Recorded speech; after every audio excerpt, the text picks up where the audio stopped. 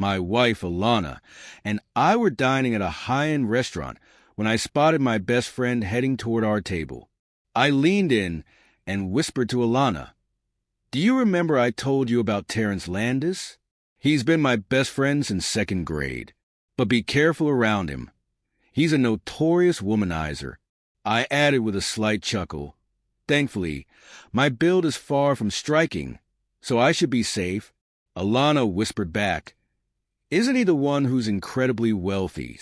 I nodded as I stood up to greet Terrence. But instead of shaking hands, he pulled me into a bear hug, squeezing me tightly. It was a bit awkward in such a public setting, but I appreciated the warm gesture. "Tim, it's great to see you, man. It's been way too long since we hung out," Terrence exclaimed. As he said this, his eyes traveled over Alana, scanning her from head to toe, his gaze lingering a bit too long on her chest. "Let me guess.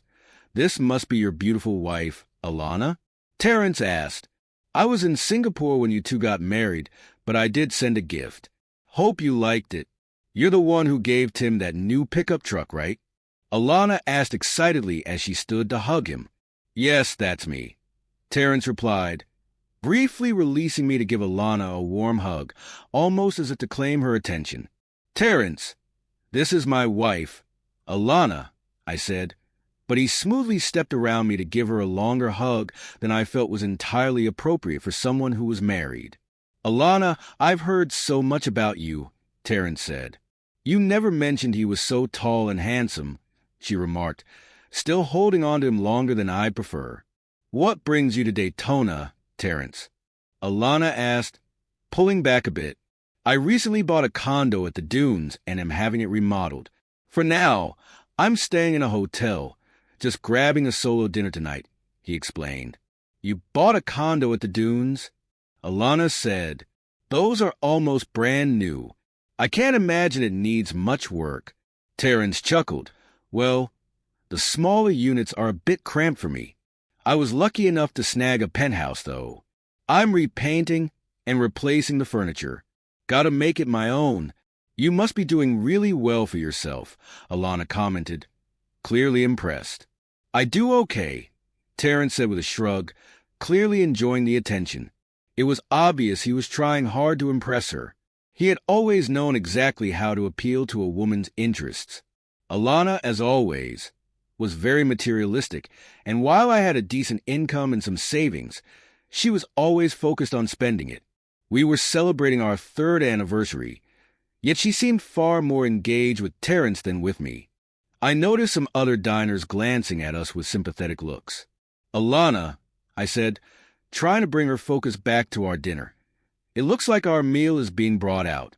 We should sit down and enjoy it while it's hot." She didn't disagree, but with a smile, she turned to Terrence and said, "You have to join us. Tim speaks so highly of you, and I'd love to get to know you better. My husband's best friend is my friend too." Terrence hesitated. "I hate to intrude on a romantic evening." "Dinner's about to start," Terrence began, glancing toward me. I nodded in agreement, but before I could say anything, Alana immediately interrupted. "Waiter, Terrence will be joining us for dinner. Can you set an extra place for him?"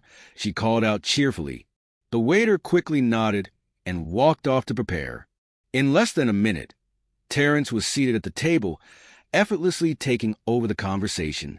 I distracted myself by playing solitaire on my phone, tuning out the endless chatter between him and Alana. It wasn't until I heard Alana mention my name that I snapped back into focus. "Tim, we have 2 extra rooms. Why don't we have Terrence stay with us for a while? You guys can catch up, and Terrence can enjoy some home-cooked meals. His condo should be finished soon, and it won't be a problem at all," she suggested. I was taken aback. Alana actually thought Terrence would enjoy her cooking? I could only imagine her ordering expensive takeout from fancy restaurants and serving it on her best dishes. And knowing Terrence, I was sure he'd be at the Y by the end of the week. I had explained to Alana that Terrence was a notorious womanizer, but she seemed to miss the point. To make matters worse, I couldn't ignore the way her body leaned toward him, giving him an unobstructed view of her ample chest as she caught every word he said. Her gestures, subtle but unmistakable, drew his attention, his eyes clearly appreciative. Terrence wasn't exactly the type to get up early for work. After all, that's the reality for those of us without a fortune to fall back on.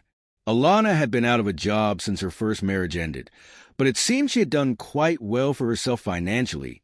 She'd insisted I sign a prenuptial agreement, which stated that I would have no claim to her assets, regardless of how long we stayed married. At the time, I didn't mind. It wasn't like I needed her money. I had a comfortable income from my investments and a well-paying job. By Monday evening, things between Alana and Terrence seemed even more cordial than before. The atmosphere was noticeably warmer than it had been at the restaurant the night before. Dinner was served, and it was delicious. I happened to check the trash can, and as expected, I found containers from a local restaurant. Alana and Terrence were so caught up in their own world that they didn't even notice when I quietly walked out of the room, a little frustrated. I marched upstairs and went to bed without a word. I attempted to make myself the center of attention, but to my surprise, neither of them even acknowledged my presence. I was taken aback when I returned home on Wednesday evening to find Alana seemingly waiting for me. She was seated on the lavish couch that she had insisted on having, with none other than Terrence sitting far too close for my comfort, especially given that they had only recently met. "Tim, we need to talk," Alana started without any hesitation. I was caught completely off guard. It was only Wednesday. How had Terrence managed to work his influence so quickly?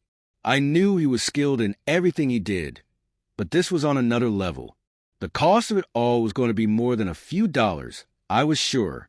"Terrence and I have discovered that we're soulmates," Alana explained, her voice filled with a mixture of guilt and certainty. "It wasn't planned, but it happened. We feel terrible about it, but there's no denying the intense attraction we share.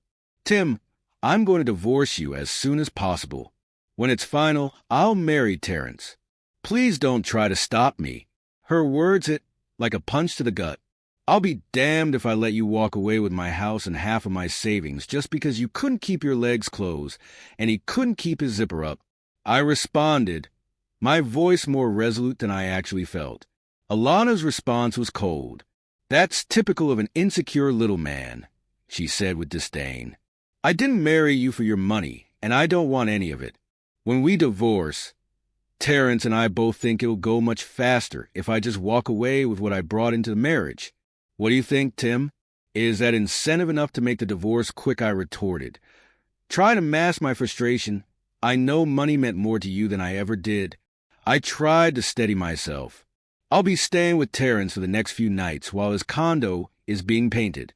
Don't expect any complaints, no crying, no whining." I simply nodded and turned, heading straight for the nearest bar. It's remarkable how quickly a divorce can proceed when all parties involved are eager for it, and one of them happens to be very wealthy. A few months later, I was once again a single man. The weekend after the divorce was finalized, I found myself back at the same restaurant where Alana had first met Terrence. There he was, sitting at a table for two. I walked right up and joined him without hesitation. "Do you want to kiss my feet here, or would you prefer a more private setting?" Terrence said with a grin, clearly enjoying the moment. I looked at him, incredulous. "How can you be so happy? You didn't have to ask Alana to marry you. Now, she can come after you for fraud, breach of contract, and being a jerk to her." "It's not going to happen," Terrence replied calmly as always. "You don't see the big picture." I raised an eyebrow. "Enlighten me then." "I know Alana, and she's stubborn, vindictive, and downright mean. You didn't feel that way when you married her," he shot back, his tone laced with amusement. "Did you ever ask her to marry you?" Terrence asked with a chuckle. "Think about it. What was the last straw that pushed you to get rid of her?" I didn't have to think long. I guess it was finding out her damn personal trainer was having sex with her 3 times a week. For some reason, that just flipped the switch. She had me trapped. If I filed for divorce, even for adultery, she'd get half of everything plus spousal support. "That's why you called me, right?" Terrence responded, his grin widening. I didn't think you'd have her asking for a divorce by Wednesday, though. That was impressive. Your skills must have improved over the years. I scoffed. It's not about skills. It's about money. Once she figured out how much I had, she couldn't leave fast enough. Terrence laughed. I'll admit, I'll miss her in bed. Being with your wife was one of the highlights of my life. That particular talent of hers is what got me into this mess, I said with a serious tone. You did a great job of helping me escape from a gold digger. But why aren't you more concerned about how she'll react when she figures out what really happened? She's a cheater, but she's also clever. Remember what I said about seeing the big picture? Terrence asked. I gave Alana a weekend getaway at the Ritz as an engagement gift. A spa day, the whole 9 yards. I stared at him in disbelief. You're an idiot. Didn't I tell you her trainer, her stud, works at the Ritz now? She could have run into him there. Terrence didn't seem fazed. Actually, I asked for him by name when I arranged the spa date. I sighed, rubbing my temples. You're kidding me. You really gave her that gift. Yeah, I went last night just to see how she was enjoying her present, he admitted, a satisfied smile on his face. Since I paid for the room, I had a key. I even had my phone set to record. Wait, do you have a video?